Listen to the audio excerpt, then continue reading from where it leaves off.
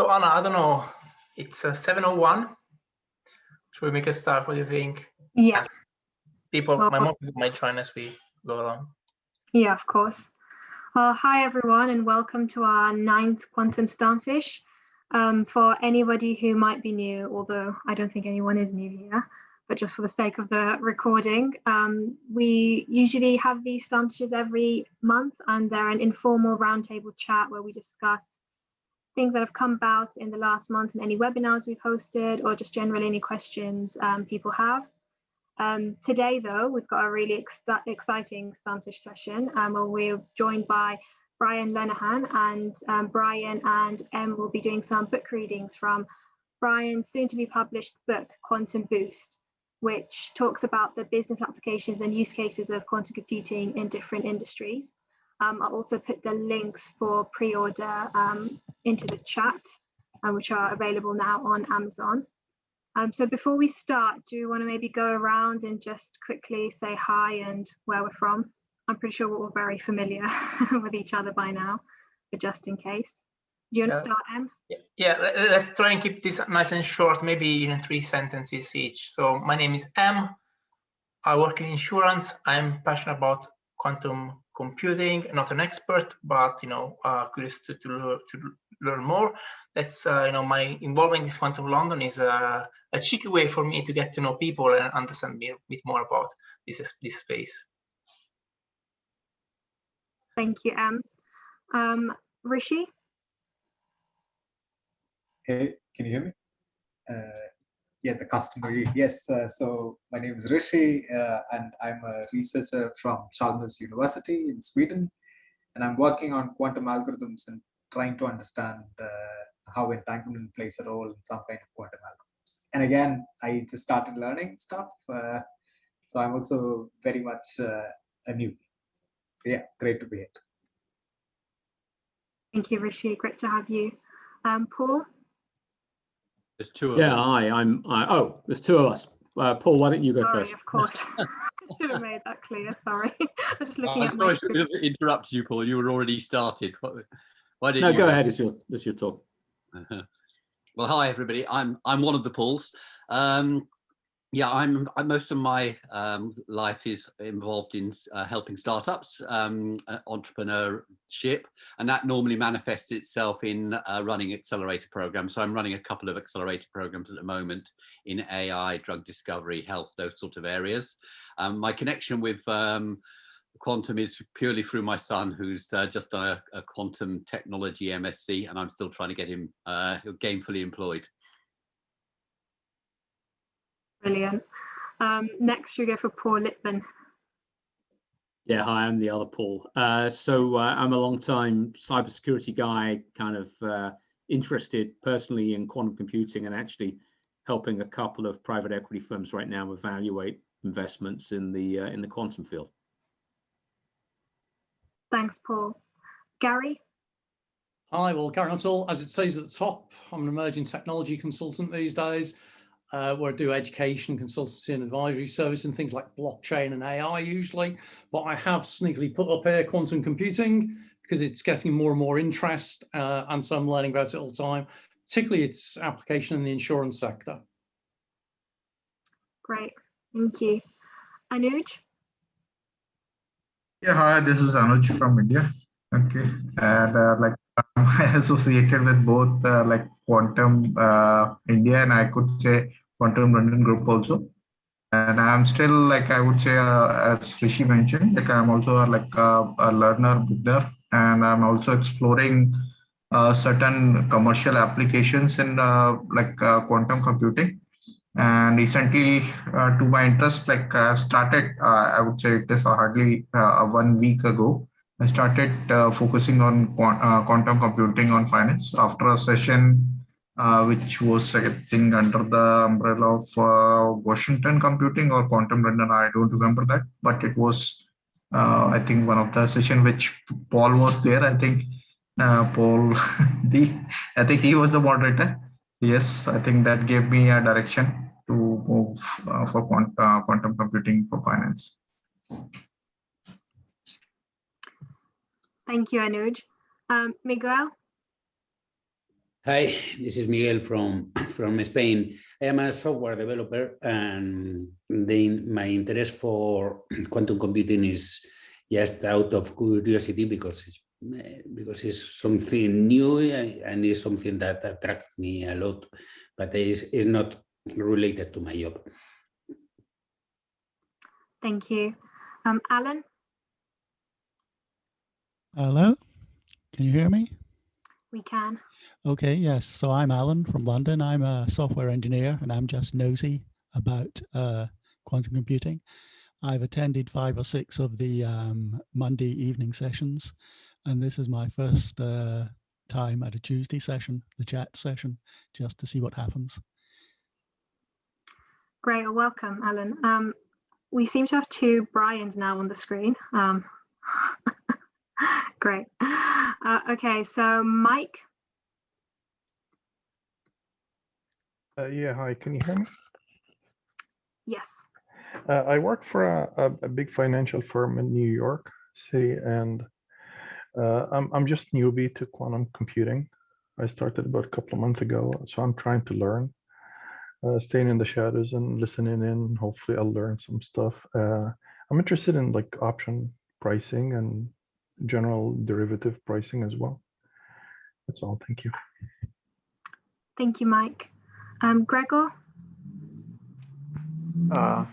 Yeah, so hi, I'm Gregor. I used to be in London, but now I'm in Slovenia because of the lockdown. And yeah, I'm more of an enthusiast in quantum computing than having any real expertise. Well, it's a place to be. You have plenty of hidden talents, Gregor. I do know you. Thanks, Sam. We'll see. Jude? Hi everyone. So my name's Jude. So I work nominally as a data scientist, but I have a background in physics, and now seems as good a time as any to reawaken an interest and also figure out how close we are to getting a quantum advantage. Thanks, Jude. I'll introduce myself before asking Brian to do so, and can kick off the readings after that. So I'm Anahita, and whilst working at Lloyd's, I did a paper on the impacts of quantum computing on insurance, which sort of led me to the group Quantum London, and now I have joined the group and helped run some of the events. So over to you, Brian. Yeah, maybe let's explain how this is going to work very quickly. So, Brian sent me a note the other day saying we are all pioneers, so this is a bit of an experiment.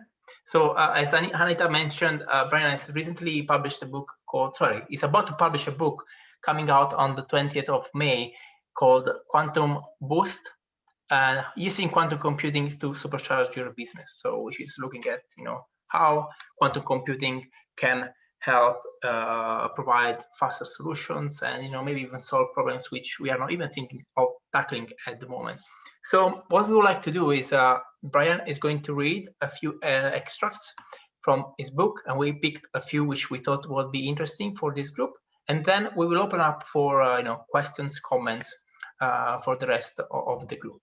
So we thought it would have been a nice way to entice a bit of the conversation. It's an experiment. Let's see how it goes. And Brian, I know you prepared a few topics for us. Maybe you want to also tell us a bit more about the book, what is the audience, who is it intended for?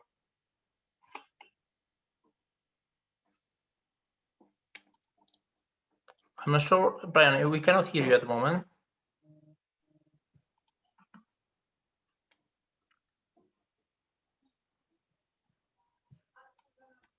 I see Brian is still connected. Here we are. No, still we see your mouth move, Brian, but we don't hear sound. And I saw you unmuted yourself now, Brian, but we will cut this in post-production when we publish on YouTube.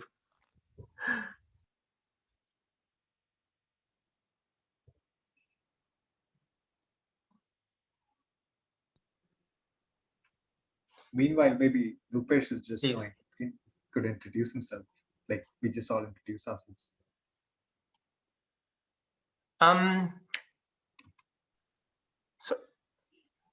Sorry, Rishi, I missed that. Sorry. No, I said that someone just joined, and while this is being set up, maybe. No, I think. No, I think Brian is trying to reconnect. Maybe. Okay. Yeah. No. Okay. No, but I think what we also a couple of interesting points we wanted to leave it to the end. So one is Brian has kindly made available a couple of copies of his book. And we thought of running a small competition. So because we are always on the lookout how to improve the way we run this group. So we would like to ask the group in what external speakers and what real world applications would you like us to to bring to future events. So I'm going to put now in the chat, there is a link to post in LinkedIn, and we will do a draw of the best comments. We will get a free copy of Brian's book. In exchange, he would like to have a few short sentences, short review of his book. So I'm going to put this in the chat right now. And Paolo, again, whilst Brian tries to reconnect, do you want to tell us a bit more about the shift in focus and trying to build some focus groups? Sure, absolutely.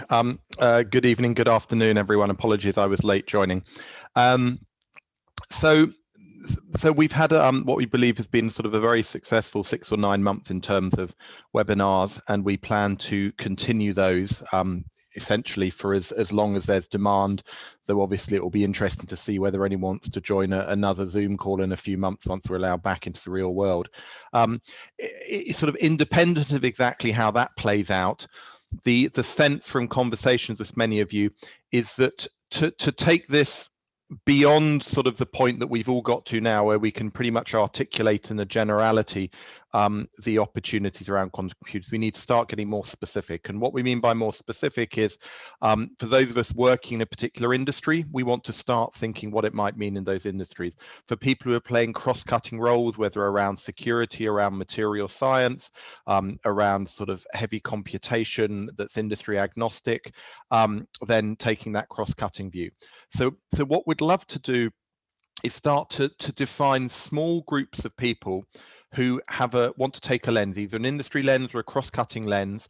And in those small groups, we can really start to get deeper into the discussion. And the way we'd anticipate doing this is finding a speaker who knows about that topic, who ideally knows about quantum in that particular industry, or maybe is just sort of used to pushing the technology boundaries in that particular industry, and he or she may not actually be a quantum expert, but we can combine them with those of us who are understanding quantum more, and have similar types of sort of webinars / discussions that we've had, but with the clear focus of, right, this hour is going to be about talking about the context of financial service, about the context of the transport and logistics market, or whatever it may be.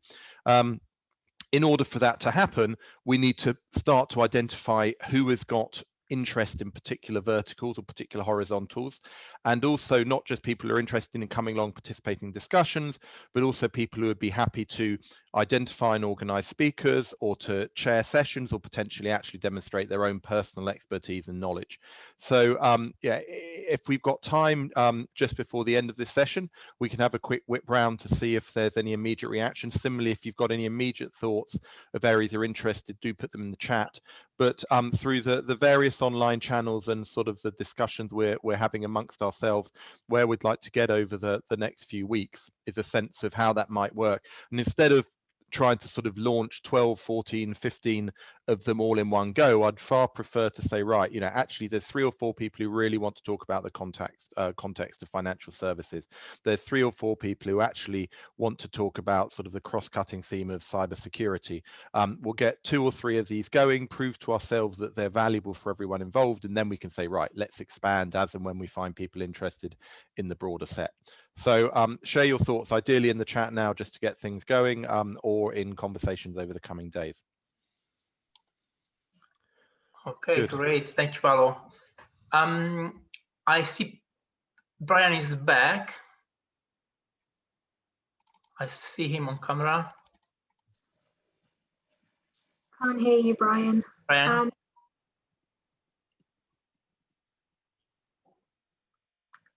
Okay, he will try to log out and come back in. So we used to do this in the very first Stammtisch.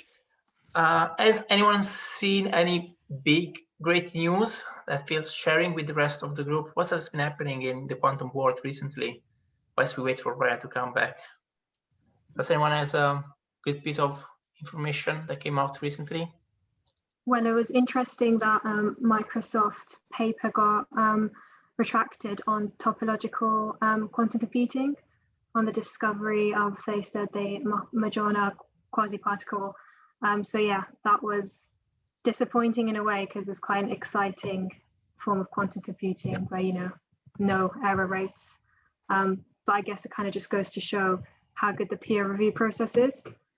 That's after about 2 years, somebody spotted that actually the results didn't make a lot of sense. Can you tell us, or maybe someone in the group, a bit more, you know, what the paper was about, and you know, what are the implications of it now being retracted? What does it mean?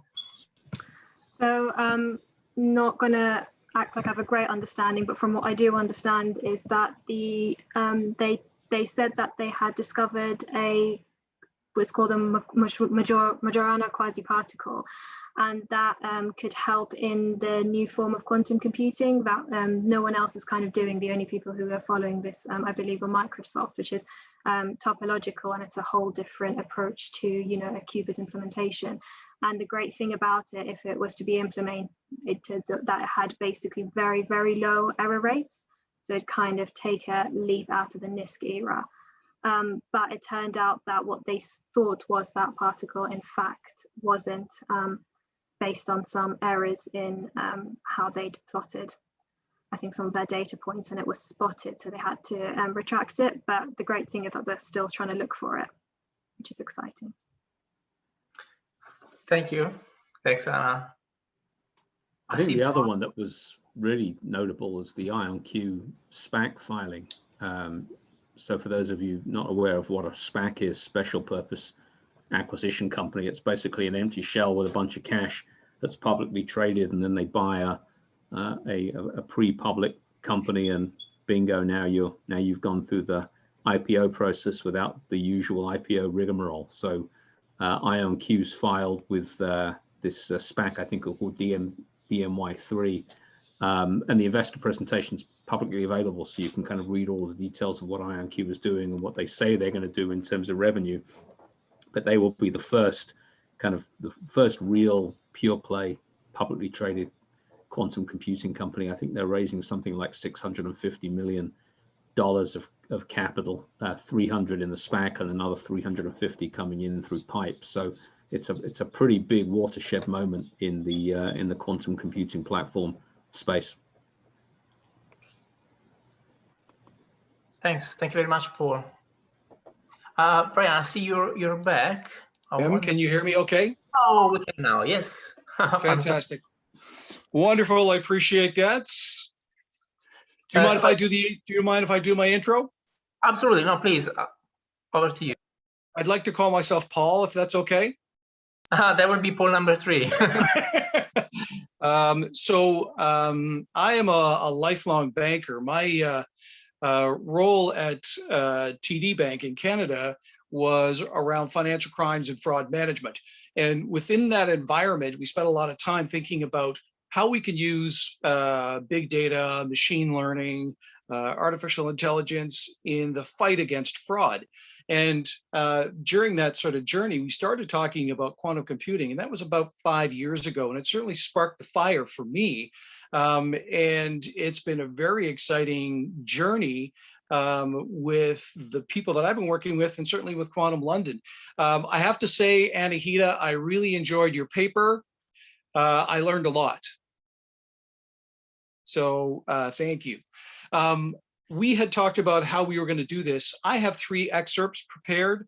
M for the book that I'm writing called Quantum Boost. And maybe what we can do is I'll read an excerpt, just 3 or 4 minutes for each, and then we can open it up and have a discussion. Fantastic.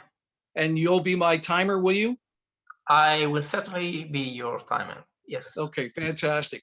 So in this session, we're going to talk about 3 things: portfolio optimization, we're going to talk about traffic flow, and we're going to talk about putting quantum computing to work. Now, the focus of my book really is for business leaders, professionals, non-technical leaders who are going to start thinking about quantum computing and how they can embed that into their businesses. And I'll give you some stats in terms of where I see that happening today and how, as we talked about off the top, we're really pioneering for the majority of businesses. So I'm going to start. So let's talk about portfolio optimization. Business leaders are concerned about food products from field to fork, chemical evolution from concept to customer, and investment products from portfolio picking to performance. Today, all of them are beginning to leverage quantum computing. In the field of investment portfolio management, the task seems rather simple on the surface, achieving maximum reward with the lowest possible risk. Yet managing a diverse portfolio of assets is a challenging and complex balancing act. Simply trying to assess the number of possible configurations for a portfolio of 8 assets in which transactions are performed every month for 4 years is greater than the number of atoms in the known universe. Yet that's the environment in which quantum computers should thrive. Uncertainty, complexity, massive data pools, market volatility, derivatives, transaction costs, regulations, exchange traded funds or ETFs, and numerous other diverse input factors, and a variety of risk return calculations. There's just some of the components of selecting investment portfolios. Computational limits of classical computers, even those ones that are powered by artificial intelligence algorithms or supercomputers, are challenged to optimize portfolios and scenario development. So, should your organization be one of the first to accurately and reliably identify optimal investment portfolios and light-speed methods to rebalance, surely you're going to leave the competition in the dust. Identifying unique arbitrage opportunities, satisfying dynamic compliance requirements, faster market reactions, and more accurate market predictions are being promoted under the quantum computing umbrella. However, caution must reign. The promise is endless, though merely an opening salvo. Quantum computing is still an immature technology, and despite recent breakthroughs and progressive use cases, some experts continue to suggest its reliable future is 5 or even 10 years away.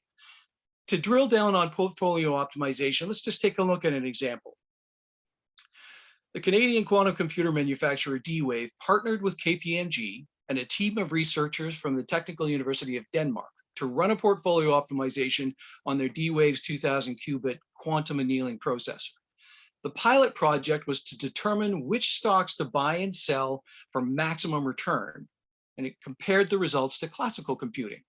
Their conclusion: D-Wave quantum annealing hardware performed better and faster than other methods while being capable of resolving larger problems. The study also concluded, however, the technology illustrated ease of programming and scalability issues. The risk return model selected for this case was the Markowitz model, which chooses securities that do not move exactly together, illustrating to investors ways to reduce their risk while allocating a fixed budget to a grouping of assets to maximize returns. The traditional challenge in portfolio optimization is the number of variables inherent in the risk return calculation, which for classical computers, even those infused with artificial intelligence, are challenged to solve.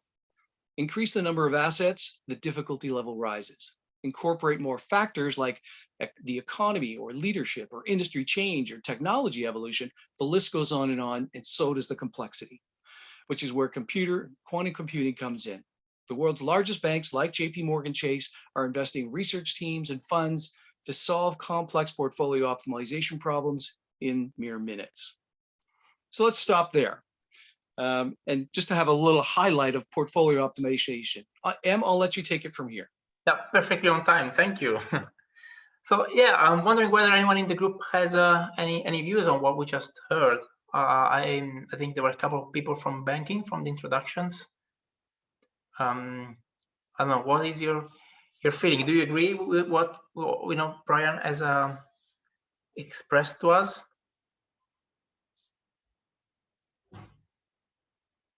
Maybe I can start with a comment then.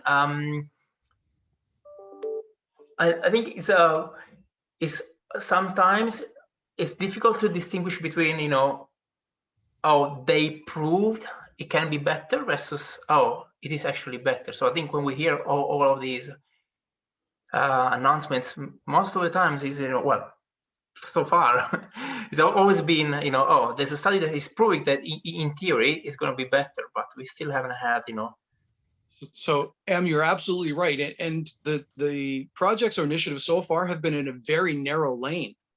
What they're trying to do is prove that the technology works. But the challenge is that the risk return calculation that they chose is not necessarily the most up-to-date approach. They use the Sharpe ratio, which is based on modern portfolio theory. So the question for them was, will it work? As opposed to, is it the actual model that we're going to use in our business? Mm-hmm. As of today. Yeah. Brian, if I might, there's a natural question in many areas, but maybe most obviously in this one, which is that if quantum computing brings a meaningful advantage, we'll rapidly be in a place where everyone, or all major institutions, will be able to access the same inherent computing power, so that won't change. Yeah. Is it then a case that the algorithms become the differentiator, or will we just see the people who move fastest have a couple of years of difference, and then we'll all just be back to a common level? It's just a far more sophisticated common level than today. Well, Paolo, I think you asked the right questions, because not only is the qubit volume going to change over time and the things that it gives us advantages to, but in conferences that I've just been in recently, particularly in the financial services area, the quantum machine learning algorithms that some teams are starting to generate, are really going to layer nicely on top. But I think it's going to be the teams that are bringing the hybrid capabilities together. So maybe they focus the areas in which they apply quantum computing and then leverage those areas of classical computing, because the business needs to still run. Science experiments are not typically well received by the C-suite. So, making sure that they can actually combine those kind of, capabilities over time. You look at IBM and the way that it's offering its services out to the world. To your point, they want that platform capability, whether it's superconducting or it's ion or it's annealing. So they want to push that capability out into the world. So the ability of these, frankly, it always comes down to people. If you've got the best people with the best possible, minds and how they integrate it into the business. So I think you raised some great questions.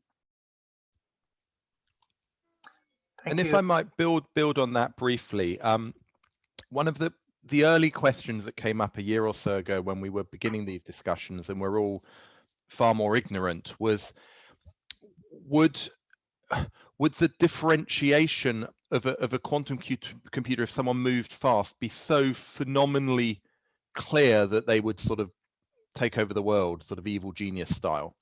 And yep. I think we concluded in inherently no, and what you've just said would back that up. But if you're in a bank or any other institution and you're thinking, frankly, I'm happy to wait because I'll take a few years of relative loss compared to everyone else because I don't want to be doing R&D. Yeah. Is there a chance that you end up left behind forever, or you just 2 years late, you just go hire some good people and then you catch up? Well, if you may be familiar with the roadmap that artificial intelligence had, it was very much the same question. Could you be a fast follower in that kind of environment? Well, the run up in the artificial intelligence, depending upon how long you've been aware of the field, was quite an extended period of time. What I'm seeing in the quantum computing world is that it's actually a much higher, faster trajectory. And the question is, can you get enough staff who understand, enough talent that can actually make use of it? One of the challenges I certainly see is not a day goes by that I don't see some sort of breakthrough. And, is that a meaningful breakthrough, or is it a science experiment that is yet to be commercialized?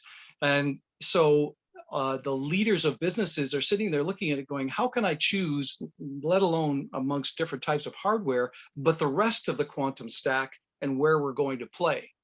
So it's, incumbent upon leaders to start getting involved. But frankly, based on a study that was done by Omdia this year, only 2% have really started deploying quantum computing of the companies that they surveyed. Over 80% were still at haven't started, are thinking about it, or are starting to create a plan. So it's very, very early days, but I think the trajectory is going to be pretty high. May I ask maybe a provocative question? Because there's at the same time there's so many service companies and big companies working on the hardware and on the software. So isn't the case where when I wake up suddenly I go and buy professional services and then do it that way?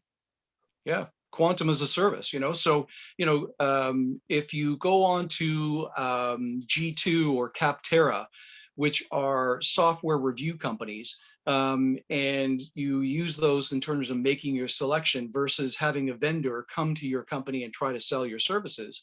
When does quantum computing and its capabilities, the layers, start becoming available at the off-the-shelf version where you're going in and shopping, and versus like some cloud or edge kind of computing? Do you really care where the computers are or what type of computers they are? Is it really the service layer that you're asking for as a company? When you start moving down from large corporate to medium and so on. I'm wondering if the group has any questions or would like to comment on the discussion so far. Rupesh, please. Yeah, hi everyone. For those that don't know me, I work for the UK Quantum Computing Simulation Hub. So Brian, I wanted to ask you, what technology choices influence the decisions for the studies you mentioned? Because when you go down a particular route, programming a QUBO for D-Wave is very different from an IBM, for instance. Absolutely. And, I can share the link to Omdia. They just came out with that study, but they didn't share the nature of the businesses that were involved in that. You think about the investment that government has made versus academia versus corporate, there's a really substantial difference there today in 2021. I don't know that there is a clear methodology for companies to take a look at quantum annealing for optimization purposes and eliminate superconducting or ion capabilities versus, do you care whether this is, based on a super cold computer or, something that's leveraging photonics? I mean, I don't think our leaders are thinking about that at all. The business leaders are thinking about, I have a business problem to solve. You are the technical person. What are you telling me, and how accurate is this actually going to be within my business? How cost effective is it going to be? They're still really at those kind of elements, and before, as well as thinking about, well, okay, is this really 5 years away? So, there's so many dynamics into the leadership decision. Thank you. Thanks, Brian. Great question. Do you want to move on to the next topic? Yes. Yeah, let's do that. Okay. Again, the book is the first section of the book is focused on quantum physics, quantum mechanics, what quantum is really all about. The second section of the book is really about use cases and applications, and one of those is quantum traffic and roads management. More than 50% of the world's population is living in cities today, generating billions of data points daily. Future smart cities will be highly dependent on massive volumes of data. Data the Internet of Things autonomously collects and processed by artificial intelligence technologies that are employed today. Quantum computing can exponentially change the smart cities landscape by processing vast amounts of data that classical systems fail to understand and comprehend, leaving no stone unturned and no data underutilized. Municipalities have to push the limits of their creativity and limited resources to maintain the critical infrastructures inherent in our cities, towns, and villages globally. Large scale and depth of complexity are major barriers to solving smart city challenges relating to road infrastructure and asset management. Add the challenges of a resource-scarce COVID-19 environment, and municipal leaders need to find ways to automate work, which in this case are mostly manual road inspection patrols and legacy public works processes. They need to manage core infrastructure assets, analyze data for capital planning, and utilize data analytics for building strategic asset management policies, all of which are expected to result in higher levels of service, better community management, and prudent use of tax dollars. For all of this to happen, smart cities, vast data pools need to be collected, processed, and turned into actionable data. Let's take a look at one example, which is traffic flow. The transportation sector is looking at quantum computing to make traffic management and public transport systems more efficient and ease congestion. Devices like drones, sensors, cameras, robots, self-driving vehicles, traffic signals, and others collect data every day on traffic flow in an inhabited area. Instead of using all that data to assess one option at a time, quantum computers can simultaneously assess a multitude of options, reducing the overall time to solution. Let me give you an example. Case in point, Volkswagen is working on mobility of the future, computer-based optimization to make life easier for people in a digitized city. Together, Volkswagen and D-Wave, the Canadian quantum computing company, have run several traffic and travel pilot optimization programs in locations including Beijing, Barcelona, and Lisbon. Bus fleets in Lisbon leveraged quantum computing determined routes using real-time traffic data flow. D-Wave is also working with Toyota on traffic signal optimization opportunities. It remains within the realm of possibilities, according to some authors, that a single quantum computer could manage every aspect of a city's transportation infrastructure in the future. And I'll stop there. Thank you.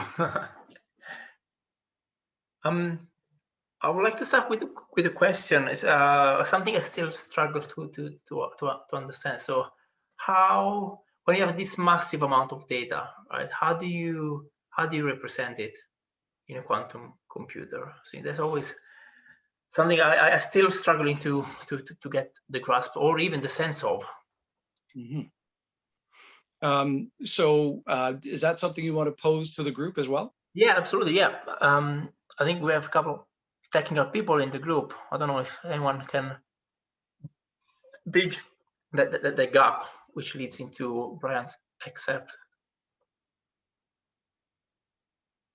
Maybe I can take a shot at this. Yeah, no, I knew it. I was about no, but full disclosure, this is not what I'm working on.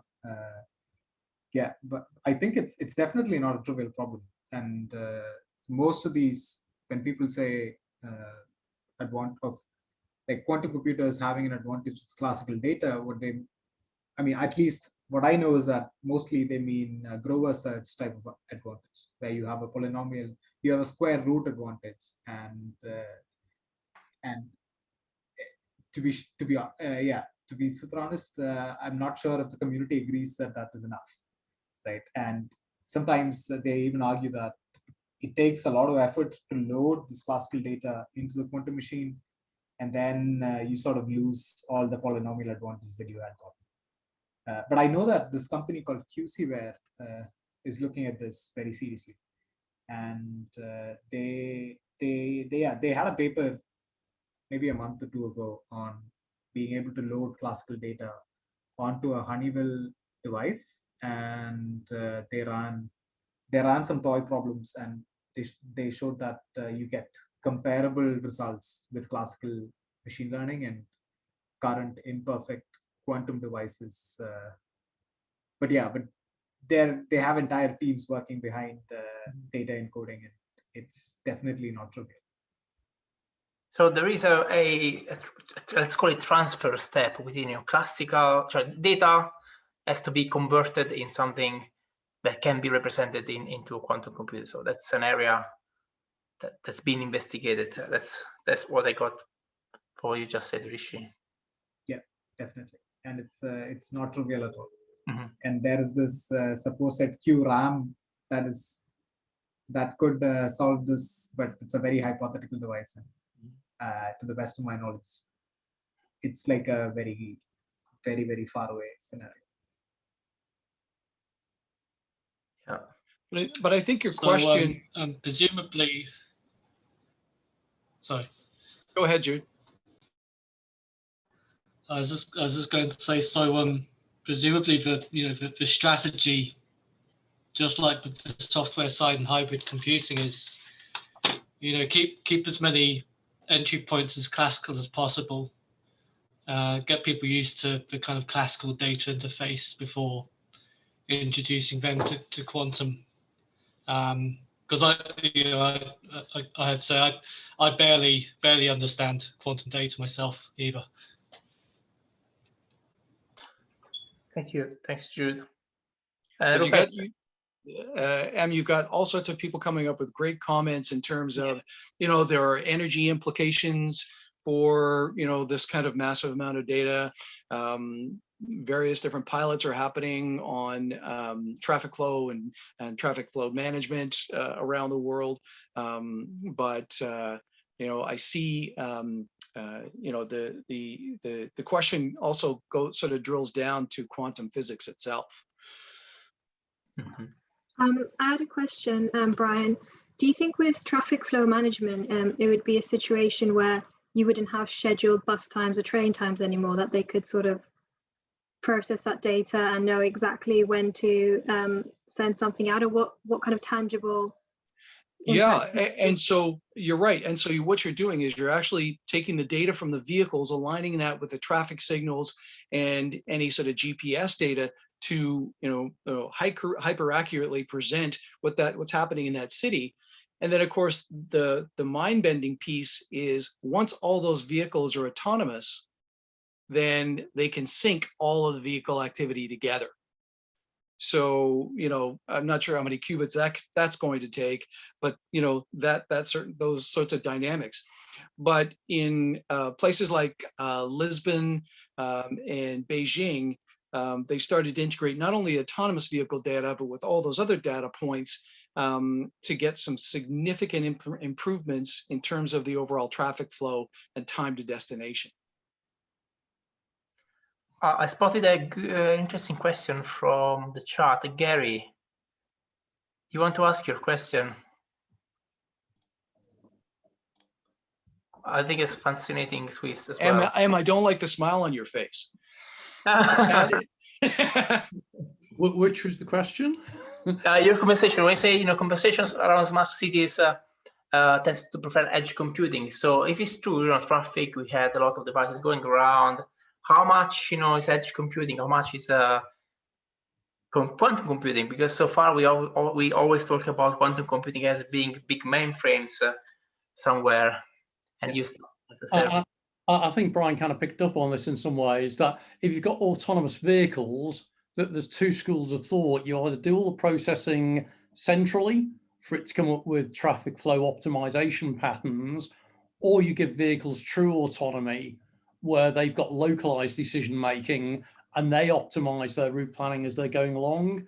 So maybe they check back with base every so often for things like traffic flows and that kind of thing, but you've actually got localized decision making. Hence my thought about, we may have new computing architectures coming about, where some solutions may be edge computing based and some may be centralized with quantum, and probably a blend of in between.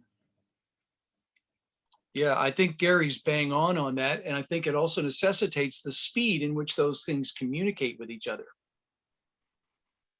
That's just throwing there a comment, that's where other technologies like 5G might come into play, I suppose.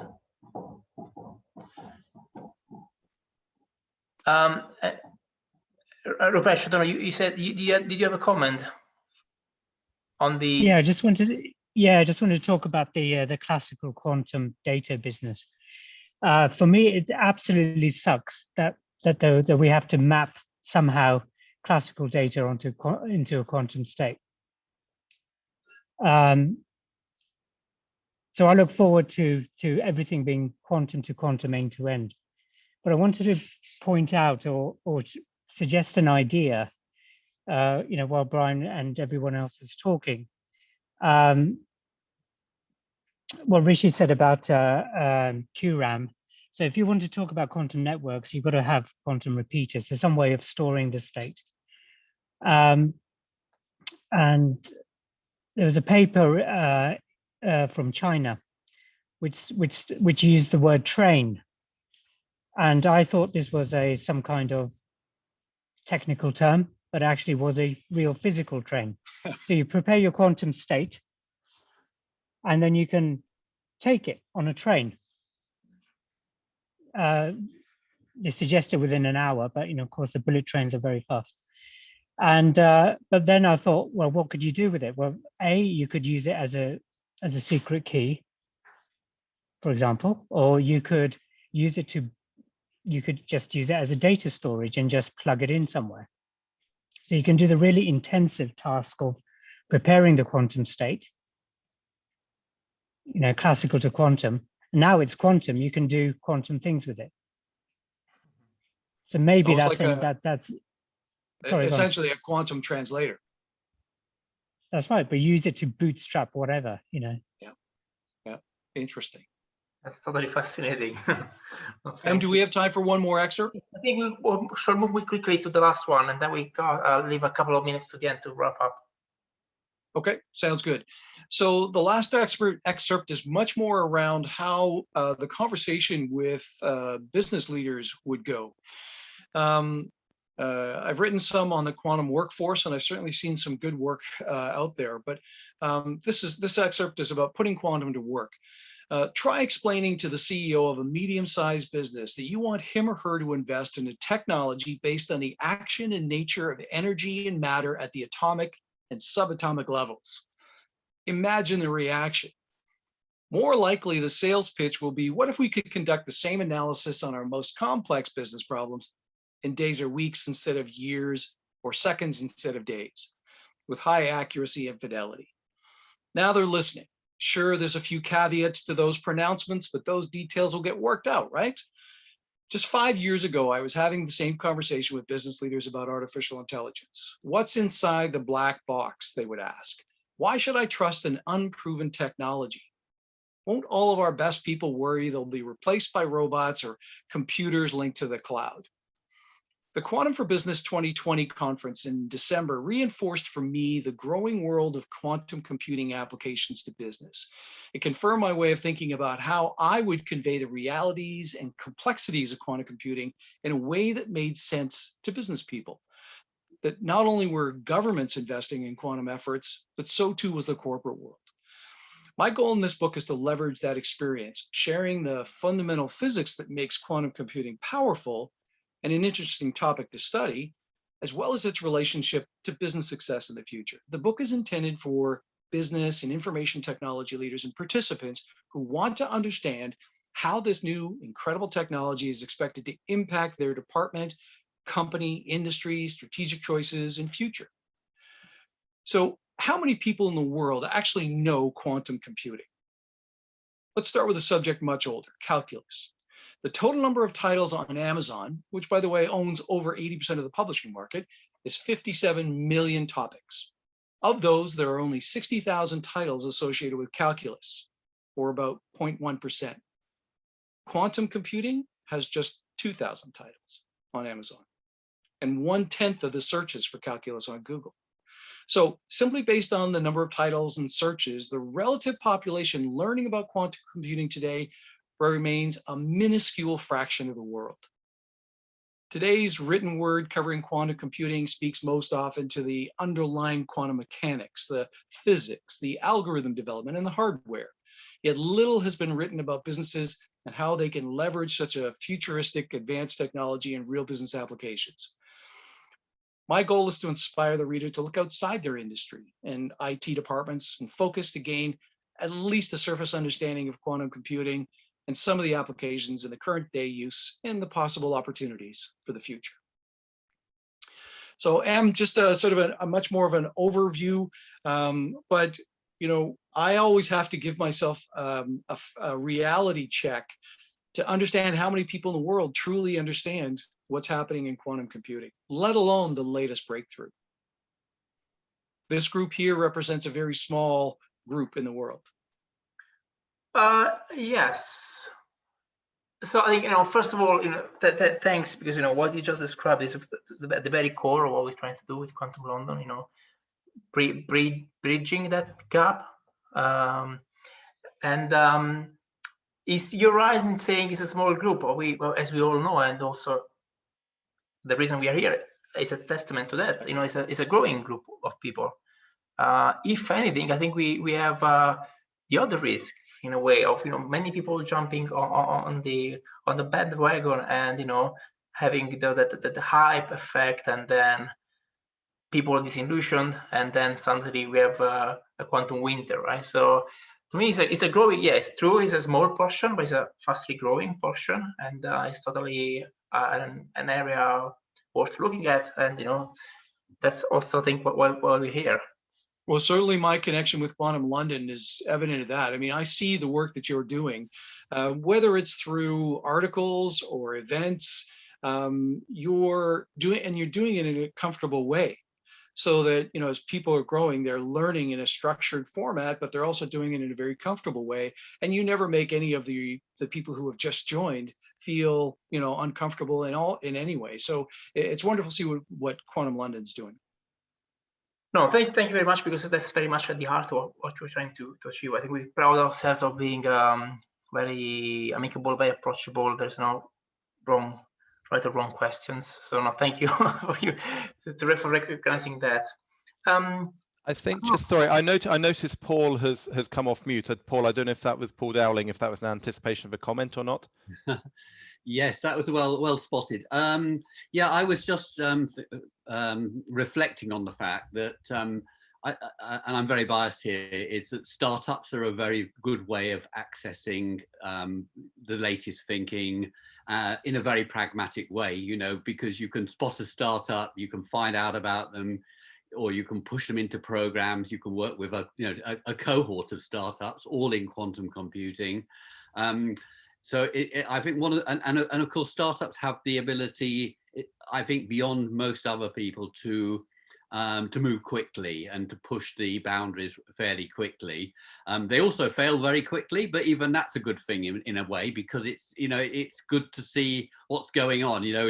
Seeing who fails is almost as useful as seeing who succeeds, sort of thing. So I would say to everybody, if you get the chance to interact with startups, even either in a formal way or an informal way, even as a mentor, as an investor, as a program, somebody who runs programs, somebody who builds ecosystems, do leap at the chance, because it's very exciting and it's great fun, and you can make a big impact.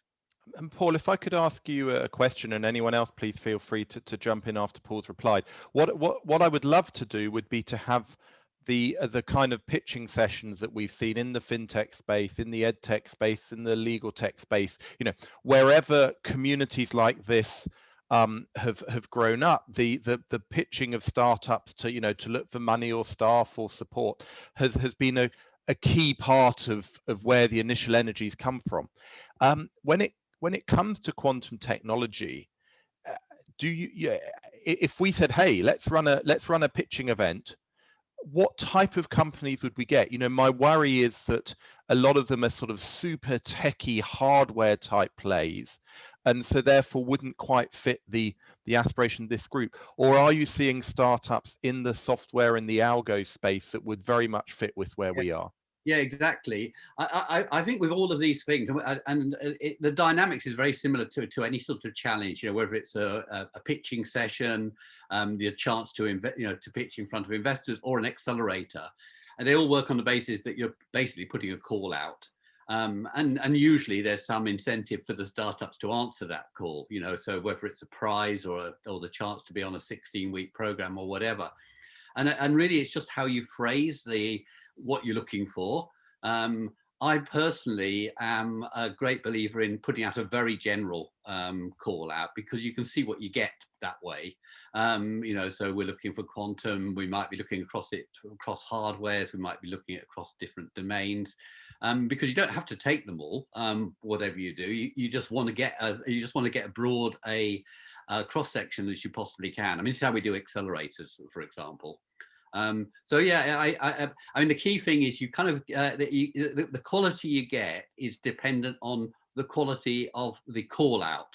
So if you put a call out saying that the winner's going to get is guaranteed 100K, then you'll get every startup in Europe in quantum applying. If the answer is you're just going to get taken out for a cup of coffee, you'll get a lot of desperate people as well.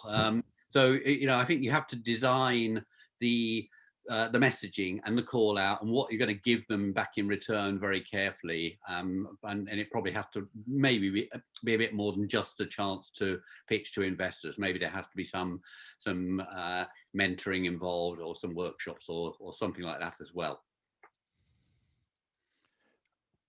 Perfect. I'm aware of time. Em, are you happy if we start to wrap up? I think we're aiming to finish on the hour. Yep. In a moment, I just want to, well, in fact, Rupesh, do you want to go first in terms of mentioning an upcoming event? Yeah, sure. So as I mentioned before, I work for the UK Quantum Computing and Simulation Hub, which is led by Oxford University. It's part of the UK National Quantum Technologies Programme, and that's developing the full stack, so for quantum hardware through to software, through to future users.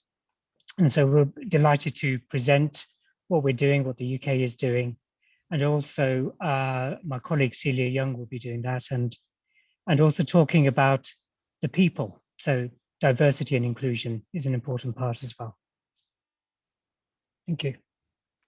Perfect, excellent. So if I can just mention another couple of events and then do a final thank you to Brian. So we're quite excited on this theme of business impact, engaging senior executives, etc., to have agreed with a company called SEA Partners to run 2 events, one on the 7th and one on the 21st of April, where the theme will be very much, what is the message that you can give to senior executives right here, right now about quantum, and in particular, and the angle they're coming from to some extent is that the quantum classical hybrid makes sense now. That discussion should start to happen now.